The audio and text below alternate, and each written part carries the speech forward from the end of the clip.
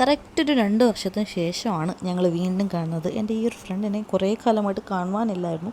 അപ്പോൾ ഇന്നാണ് ആളെ ഒന്ന് കണ്ടു കിട്ടിയത്. അങ്ങനെ ഞങ്ങൾ ചായ കുടിക്കാൻ പോയതാണ്. കാര്യം ഞങ്ങൾ സ്ഥിരം പരിപാടിയാണ്. ഈവനിങ് ആകുമ്പോൾ ആൾ വരും, എന്നെ പിക്ക് ചെയ്യും, ഞങ്ങൾ പോകും, ഒരു ചായ കുടിക്കും, കുറച്ച് കടിയൊക്കെ കഴിക്കും, വരും.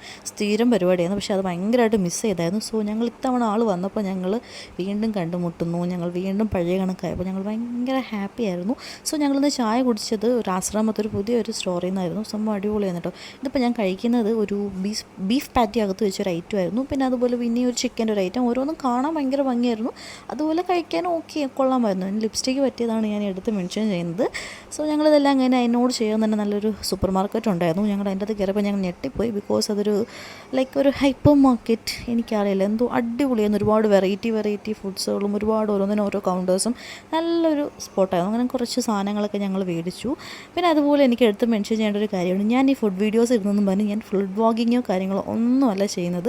എൻ്റെ മിനി വ്ളോഗാണ്. ഡേ ടു ഡേ ലൈഫിൽ നടക്കുന്ന കുറച്ച് കാര്യങ്ങൾ ഇങ്ങനെ വീഡിയോസായി ഇടുന്നത് മാത്രമാണ്.